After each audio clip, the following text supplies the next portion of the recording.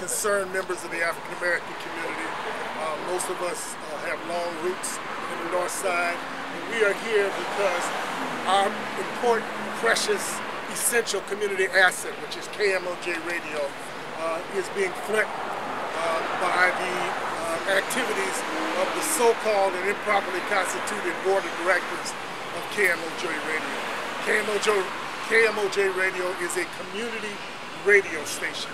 It has an obligation to engage with the community. It has an obligation to meet with the community. And we have repeatedly attempted to meet with the board of directors of KMOJ, engage counsel, an attorney to attempt to meet with them, and again, a refusal on their part. They have simply stalled or have not. Last night they are supposed to meet on Wednesday evenings at 6 o'clock. Last night was their scheduled board of directors meeting. We sent notice to them ahead of time saying we would be at their board meeting and would like to be on their agenda to talk with them. They didn't even show up to their own boardroom for their own board meeting. They were nowhere to be in sight. We called them and left messages with them. Again, no return of those phone calls. And so our question is, where is the KMOJ board? And we are asking, what are you doing to protect and preserve this essential community asset? KMOJ Board of Directors is, by its own bylaws, is supposed to be comprised of a minimum of 13 members. They have taken essential and harmful actions as a board comprised of only 5 board members. As we stand here right now, to our knowledge, there are only 5 members of that board of directors.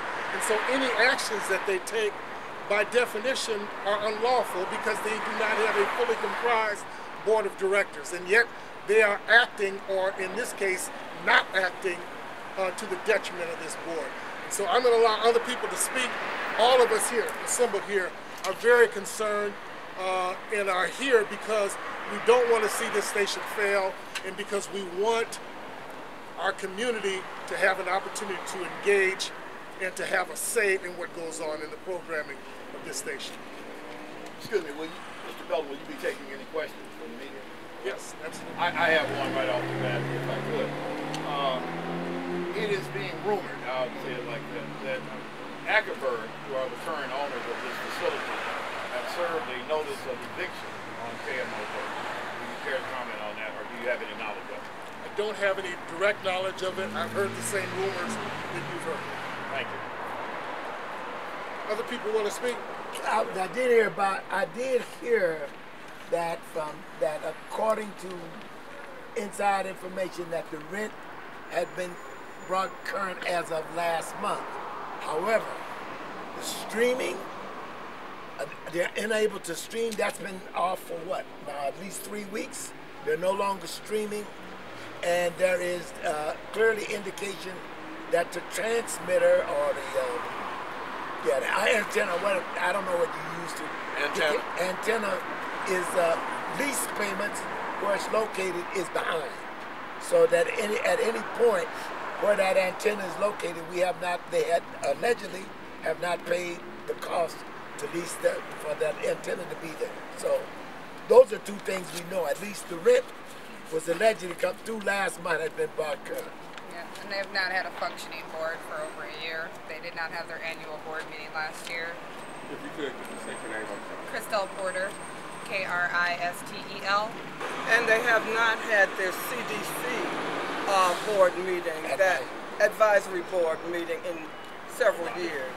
So all of this bespeaks of the negligence of the current board in taking care of the community's asset. KMOJ is something that's a jewel for this community, and it cannot be lost under any circumstances. Prince, according to what I understand, Prince spent some money to buy this station out of its past ownership so that the community could own it. With that being said, how dare any group of people allow this to happen? They should be here now. They should have been here last evening for their board meeting. This just shows their lack of caring for the community. It also demonstrates we don't even know who some of the board members are. This is supposed to be a community radio station, and if this group of people don't know who these board members are, I think it's safe to say they might be of the community, but they are not in the community. And so we are just asking for some basic accountability and transparency. Where are you? Why are you hiding? Does this group have a specific name or? Concerned Citizens for KMOJ. There you go. Absolutely. If I could ask this question, Ms. Remus, have you had an opportunity, or Mr. Belford, during your negotiations, and community is aware that there have been negotiations or attempted negotiations going on with Mr. Frazier, who is apparently the chairman. Interim chair. They've already. Cedric Frazier is the interim chair of the board. Oh, a lot of interims here. Okay. Yeah, he's the interim chair. Okay. Have you had an opportunity to review the application and the bylaws and articles of incorporation of this group? Yeah, several of us have had an opportunity to see the bylaws. Actually, there's so many violations of our own bylaws that we don't need to recount them here. As a matter of fact, this document outlines some of those failures, and it's really our official document. This is a letter that was drafted on behalf of this issue, and the signatures are below of those. Like Sherilyn said, we cannot, as a community, we cannot afford to lose this entity and this resource that we have. Mr. Belton, if I could ask you, what is the current status of Mr. Quarles and any other individuals that were terminated from employment at this facility? To my knowledge, their status has not changed. They remain dismissed from the radio station, and that's a significant issue as well, particularly because of the relationships that these individuals had over time. We know that over the 11 years that Kelvin Quarles was the general manager here at the station, he took it from being a sort of a basement over in the housing development institution to one here now that has a professional broadcast studio. Their revenues increased to over $1 million a year, and through the relationships that he developed, the community had a voice in this community. That voice has been diminished. It hasn't been silenced yet, but it's been attenuated, diminished, toned down, and we are concerned about that. Ron, to your point. Ron, in the press, I think one of the things you may want to know is the board terminated Kelvin and Candace allegedly for misconduct. The Minnesota State Department of Unemployment found that there was no misconduct and gave them unemployment benefits. And so there's something askew here as far as the board is concerned. We've repeatedly requested a copy of the investigation upon which they base their decision. With their release? With their release? Yeah, with the release from Kelvin and Candace, but the board has steadfastly refused to provide us or Kelvin or Candace with a copy of the investigation that gave rise to their termination. And so again, this is a community radio station, not a private nor a public radio station. It's supposed to have a community advisory board. It does not. We have here represented Minneapolis Urban League, African American Leadership Forum, Stair Step Foundation, the Minnesota State Baptist Convention. We could go on and on and on. We are representatives of the community. At least 3 of the members of the board are not residents or members of this community, don't know or understand the history of this community. And so we are asking that we be provided with access and information, and that a full board made up of community members, of which we stand ready to produce representatives be made for the organization. I might add to what you asked me. I'm not going to say I'm the only founder. There's still plenty of founders alive. Yes. But I am one of the founders. And our goal in the beginning was to make sure this stayed under community control. Final say comes to the community. Now, we've been through this before. And when we went through it before, you violated the rules and the policies just like you did this time. KMOJ did not have enough money to pay the lawsuit. Leon Williams then walked into the station with the Hennepin County Sheriffs and took our transformer right out of the building. And if it wasn't for a small transformer, we couldn't have stayed on the air long enough for me to get to Jimmy Jam and Terry Lewis and purchase a $17,000 transmitter and get them back online. We're in the same position because once you violated their rights, they have the ability to sue. When you sue and you don't have cash, you can take what you have of value. If you take the transformer again, we're off the air again. This is very serious business that the community needs to understand. The most expensive thing in here is the transformer. And when you don't have cash, you come at those things of value. We don't want to see that repeated, Ron, and we're in a situation right now where it can be repeated. And let me say this. Let me say one thing about we have submitted names to this board who don't have a quorum. We have submitted names of people in the community that would step up to the plate to be a part of the board. We have did everything that we could do to not come to this point right here. This is an important time in the black community. I always want to talk about over at the legislature, we got $35 million appropriated to our disparities, and we got to get the word out. We do not need to be fighting about a radio station that is the community.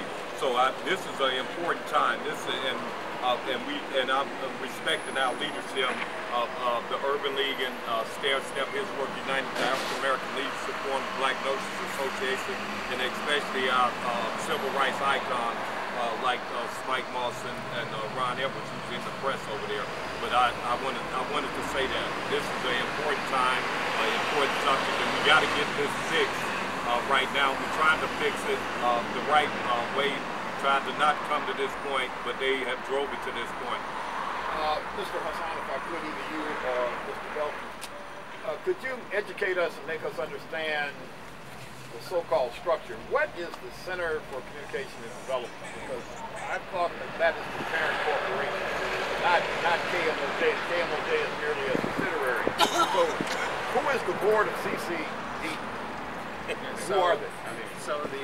You're correct. The parent corporation is the Center for Communications and Development. That is the entity of which we're addressing. As previously mentioned by Mr. Belton, their bylaws require that they have a minimum of 13 board members. For the past 18 months, they've never had more than 5 members at any board meeting, and the maximum that they've ever had on record, whether in attendance or not, is 7. So they're clearly a minimum of 6 board members short of their minimum requirements. We have offered the names of such community stalwarts like Dr. Josie Johnson, Professor Mahmoud El-Khatib, former Mayor Sharon Sales Belton, NEDA CEO Gary Cunningham, Minneapolis Urban League President Stephen Belton, Mr. Harry Spike Moss, Bill English, and folks that we know have been longtime residents and members of the community and whose reputation and credibility are beyond reproach.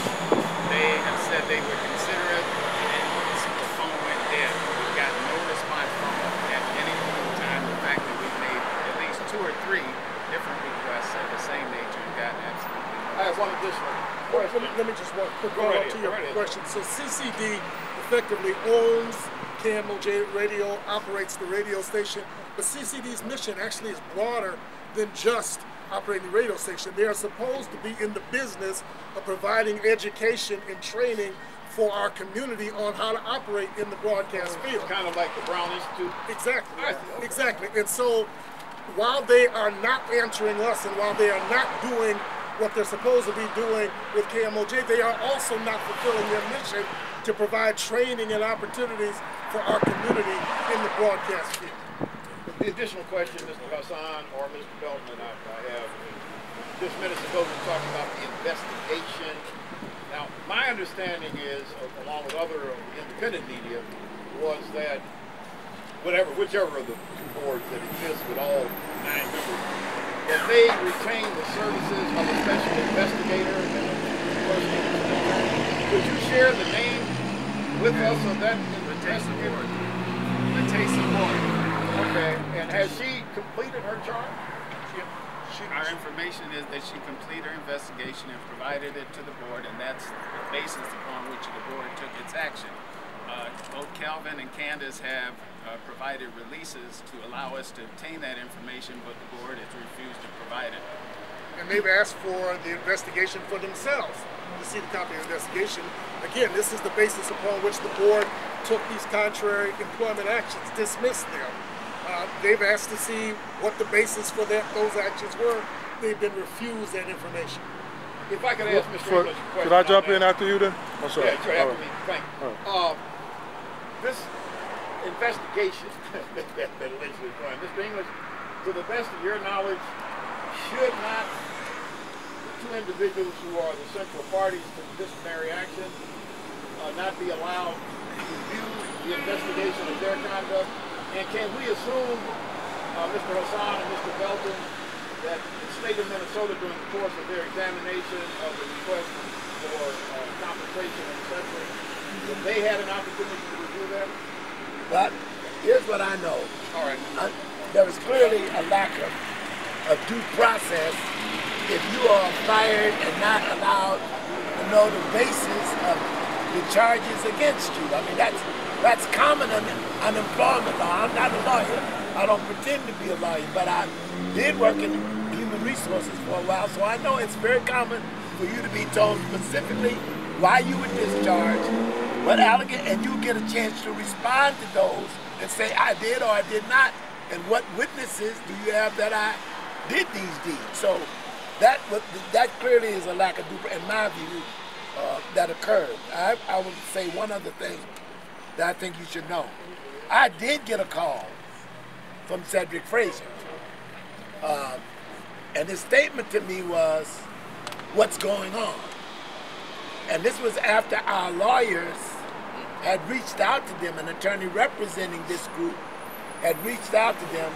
And my statement to him, you an attorney, you have an attorney, respond to our attorneys at that time, because I'm not a lawyer, I'm not authorized to speak for the group. So he cleared, and at that point he made allegations that Senator Champion had been told to withdraw himself from this group support, and I later found out that was not true. Senator Champion never spoke to him about it. The reasons that the law sets up, the FCC set up these community advisory communities, was so that there could be constant accountability and transparency between the station and the community that it represents and the community in which it resides.